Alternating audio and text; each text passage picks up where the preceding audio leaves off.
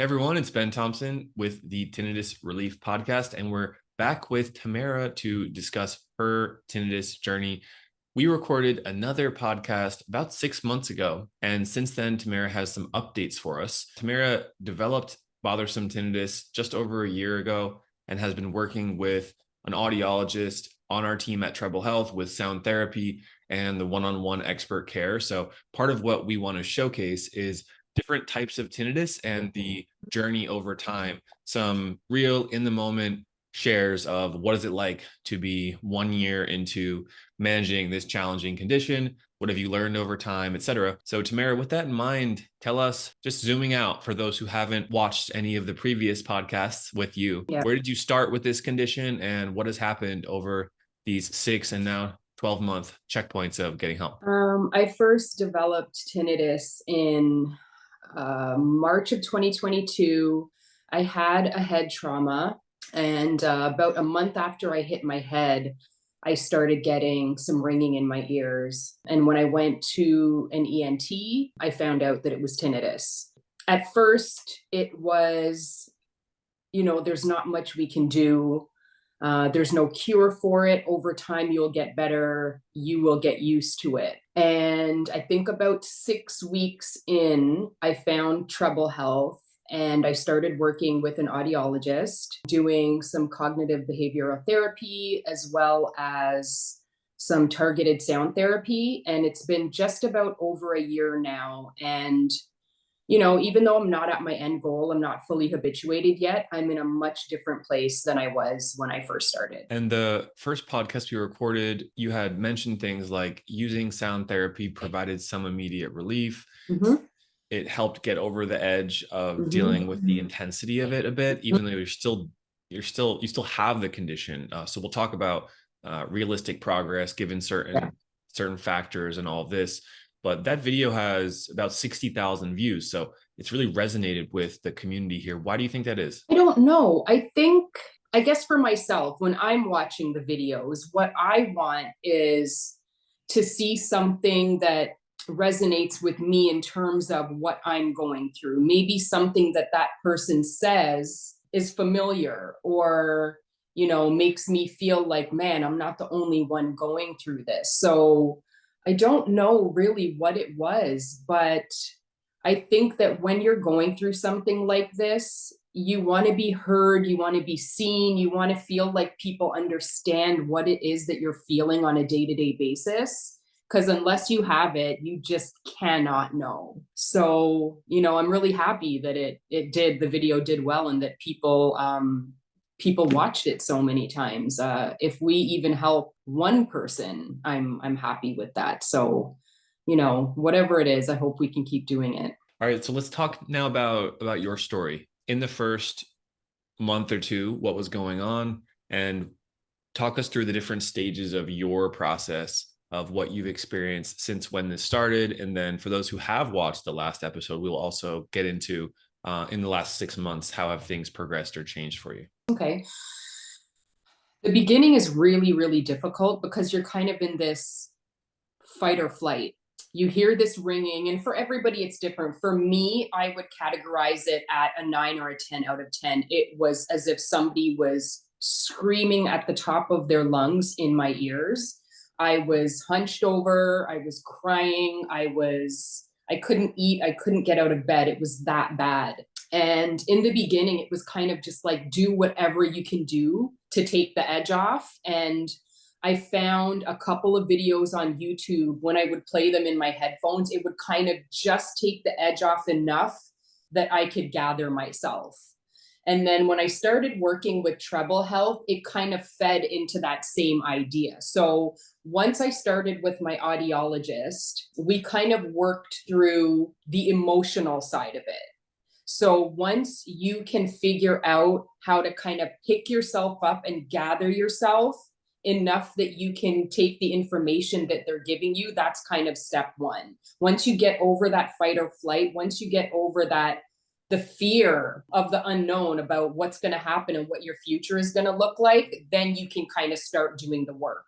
So once I started doing the work with the audiologist, which consisted of kind of focusing my brain on something other than the tinnitus? Can you go outside and take a walk? Can you maybe read a book? Can you, I started painting by numbers, anything to kind of try to get my mind away from the noise. And then I was introduced to the maskers, which are like little hearing aids, which provide targeted sound therapy right into my ears. And once I could take the edge off of that screaming, then I kind of felt like I could see a light at the end of the tunnel. Like, okay, I can get out of bed today. I can go do groceries, or I can say yes to all of the things that I haven't been saying yes to. So for me, in the beginning, I think managing friendships, relationships, and work were really, really tough. I stopped working. I stopped going out with my friends. I couldn't bear to be around anybody at all. I just wanted to be by myself, locked in my room and left alone. Once I started working through those feelings, it was like, okay, let me dip my toe in the water. I'm going to say yes to coffee today with my girlfriend because maybe it's going to help me kind of get out of this funk. And I think one thing I had to work through was, it's okay to say no if you really don't want to do something. But once you realize that getting up and getting out is going to be better for you, then that opens up everything else. Like, yes, I can go out for coffee today. Yes, I can, go to my child's basketball game, which is one thing that I couldn't do in the beginning. I couldn't take the stress of the basketball and the sneakers scraping and the whistling. Like, I was afraid to do anything. So once I got past all of that and I started doing little things, then it kind of led me down the road of just getting back into normal life. When we last spoke, I think I said that my tinnitus on average was like a 6-ish out of 10. Now, 6 months later, I would kind of say on average, I'm at a 4.5 on any given day. So it doesn't sound like a lot, but it is a lot. Those little strides make a huge difference. So now I can really say I feel like I can see the light at the end of the tunnel. Talk to us about the rate of change here. How much time does it take for this to shift? And many people here will say things, whether it's in the comments or reaching out to us like, well, I tried sound therapy for a few weeks and I don't know, it didn't do that much, so I stopped. Talk to us about your knowledge, your perspective on what allowed you to commit to the process, and what did that process really look like? What did that program look like for you? It's really frustrating sometimes when, you'll watch a video or you'll read an article and someone says, oh, my tinnitus is like a 2 out of 10 or it's a 3 out of 10 and it took me a month to habituate. And you're like, what? A month? So you get frustrated because that's definitely not what my process looked like. For me, it has been just over a year and it's been extremely slow going, but always going, it's always getting better. So, like I said, I started at a 9 or a 10 out of 10, and now I'm at a 4 and 4.5. So, it can take, for me, it kind of feels like every couple of months there's a shift, but that shift is only going to happen if you're consistent. If you stop using your sound therapy, if you stop doing your CBT, you're not going to get the results that you want. You have to be consistent. You have to use your sound therapy every single day, even on the days where you're tinnitus. You wake up, you're like, wow, today's a great day. Maybe it's a 2 today. You still have to put in your time with your sound therapy. Your brain is a pretty powerful organ. And if you're trying to fight it, you've got to maintain consistency. So I wear my maskers every day. I listen to my sound therapy every single day, whether it's a good day or a bad day. So yeah, I think consistency is the key, no matter how long it takes, because you're going to be headed in the right direction regardless. You're going to get to your end goal.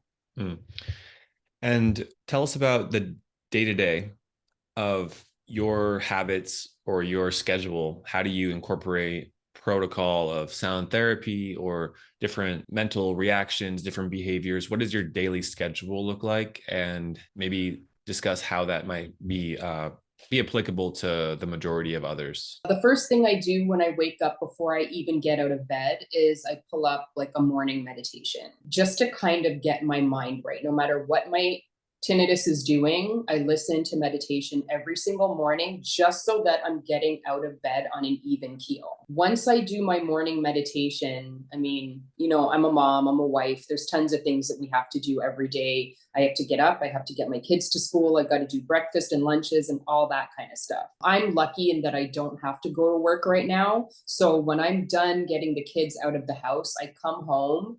And actually, Dr. Ben, I do your 7-day meditation challenge. Like I do it over and over and over because it just helps me focus. It helps me get my mind right. It helps keep me calm. It reminds me to breathe. And then once I'm done that, I will, I try to incorporate. I mean, during the winter, I haven't been walking, but I'm a huge walker. So now that the weather is nice, I'm up and I'm out and I'm walking an hour, sometimes 2 hours a day, whether it's listening to a podcast or just enjoying the noises outside. I go out and I take a walk just to get some fresh air and clear my mind. During the days, as long as I'm busy, I'm usually okay.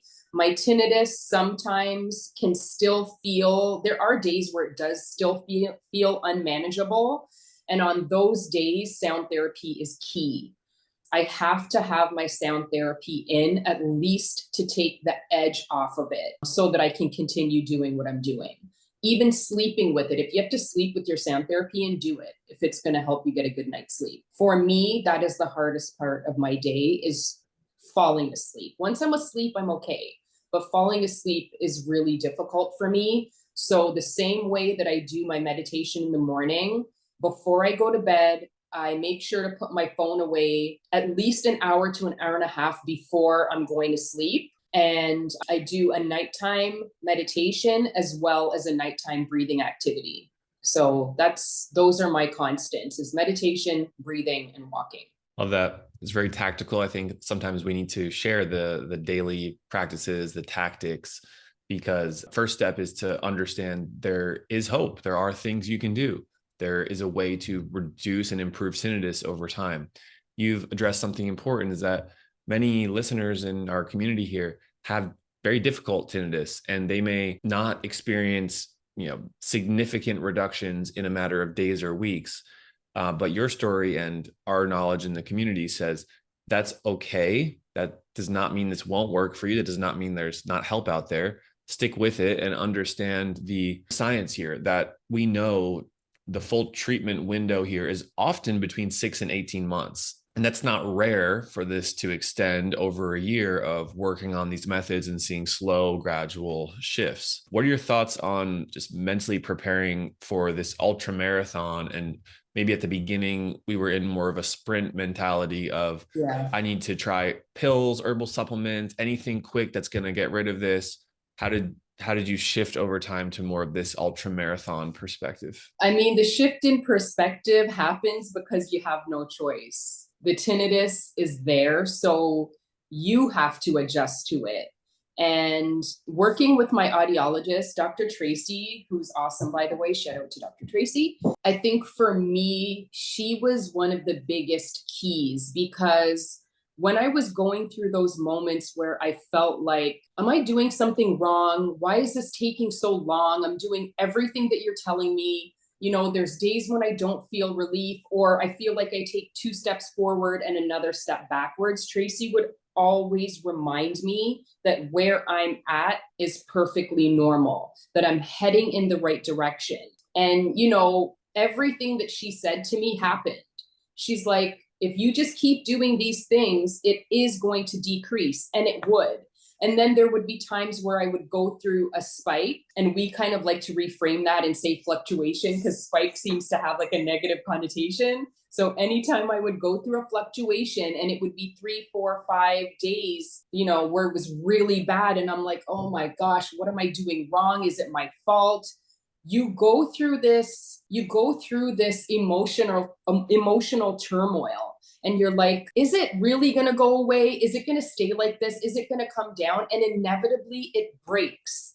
And then it starts to decrease and decrease. And then you're like, okay, I feel better now. So you have to remember in those moments when you feel hopeless or helpless, as soon as it comes down, you have to remind yourself that this has already happened. You've already gone through a fluctuation and recovered from it. You've already gone through the 8 or the 9 or 10 out of 10, and now it's at a 6. So that 6 eventually is going to turn into a 4. That 4 out of 10, it's eventually going to turn into a 2. You just have to, remind yourself that all of the work that you're putting in is eventually it's going to pan out.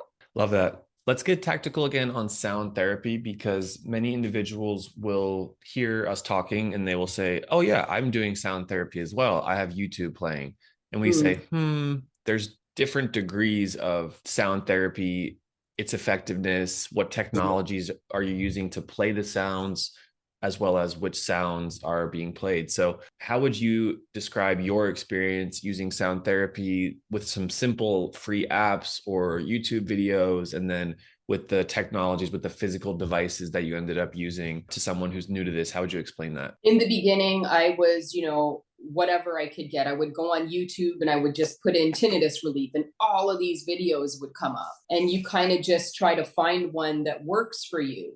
And in the beginning, what I was doing was I was trying to find a sound that would completely obliterate what I was hearing, not realizing that that is not what we want. What Dr. Tracy taught me was the difference between mixing and matching.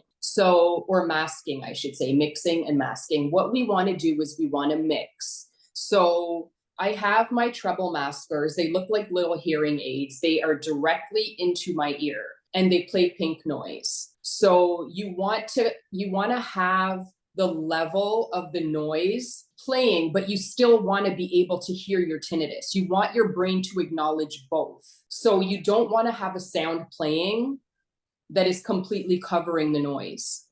And that's what I was doing in the beginning. That's where I was going really wrong. So having the maskers in, it is targeted into my ear. It's playing pink noise. You can adjust the sound levels to your tinnitus. So I always have mine in the background, just below where my tinnitus is, so my brain can acknowledge that both things are happening at the same time. Do you have them right now? Could you show I us do. what they look like? Yeah. So they're tiny little hearing aids. They fit in the back of your ear. They slip into your ear. I don't think anybody has ever told me that they notice them. You can barely see them. They're tiny. They're so comfortable. And they hook up through Bluetooth to my phone. So if I do want to play something from YouTube or I want to listen to music, I can do that. They also will take a call if my phone rings, which is great. But more importantly, they're delivering the targeted sound therapy directly into my ears. And those are designed to be sustainable so that you can use them for 3 months. You can use them for 12, 18 months, really, until you reach your maximum benefit here, until we bring this down as low as it will go. So that's obviously a difference in those, is that they're designed to be used 12 hours a day versus just playing sounds through my phone. Well, it's not very functional to be around other people or walk between rooms and have to carry this phone. Then there's text message interruptions and sounds and all of this. So that's really how they're designed to be used. Okay, great. So that's sound therapy. And you said that another big part of this was working with Dr. Tracy, an audiologist from our team. Any other words of encouragement, hope, and given where you are right now, which is just over a year from when this started, and about a year of working with our team and following the guidance you've explained, just a checkpoint here of how far you've come. Man, I'm in such a different place than I was a year ago. I can honestly say that I feel like I'm on my way back to being what my normal was. I still have tinnitus. I'm still not fully habituated. I still have some ways to go, but I feel like everything's kind of falling back into place.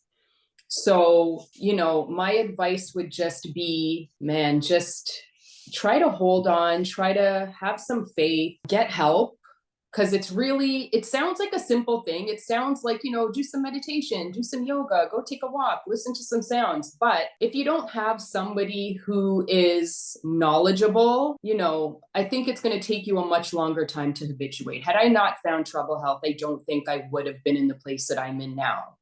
So, I would encourage anybody who's watching or listening just to get some help and, It may take you longer than you want, but I think it would take you longer if you did it on your own. So don't be afraid to reach out for help. Just, you want your life back. You want to be able to live. You want to be able to do all the things that you were doing before. So just bite the bullet and get the help. Mm. And essentially, you've been following tinnitus retraining therapy under our Mhm. guidance. And I was recently reviewing some research that looked at the benefit, the treatment effects of tinnitus retraining therapy. And it shows that there's this compounding effect, that the work that you did in the first 3, 6, 9 months here is compounding, so that as the next 6, 8, 10 months proceed, the impact of tinnitus, the percentage of time it's in your awareness in an average day, and often the volume level too, will get better and better over time as these months pass. And it's based off of the work that you've already been putting in. So that's an important point here, is that independent research has validated and shown the effectiveness of this treatment Yeah. can still take place after 6 months, after 12 months, and it can Yes. get better and better. And that's through the power of neuroplasticity, through the brain's ability to filter out the sounds that you're hearing. So just want to put that into perspective and give you some last words of encouragement, and share that I'm excited to check in with you in 6 months. So I'll give you the final word here. And just on behalf of everyone, you're an inspiration, and we thank you for sharing your story to others, because that's what a good community does, is help others who are in need and pass on service to others who may need to be inspired and hopeful, hearing your story. Yeah. Um, before we go, I just wanted to expand on something that you just said. The retraining, like I went through a period where I felt like I was plateauing and the noise wasn't getting better. It was like a couple of months and it kind of was just not budging. And Dr. Tracy suggested, why don't we start over? You're a new patient. Let's start from the beginning with the CBT and see what happens. And that's all I needed to kickstart it again for the tinnitus to start moving downward. So what you just said is exactly right. It does help because I feel like I've done it twice now. And each time that needle moved where I wanted it to move. So I think it's essential for people to get help, to not try to go through this alone. Don't do it by yourself. Reach out, get some help. And, I hope that everybody that's listening or watching is in a much better place than they were when we did this last time. And I hope that they'll be in a much better place when we do it again next time. Love it. Thank you so much, Tamara. And for anyone interested, you can head over to Treble Health. By searching us online, you'll be able to learn more about our telehealth program. Tamara, thank you so much. We'll talk to you in Thank six you. months. All right. Bye.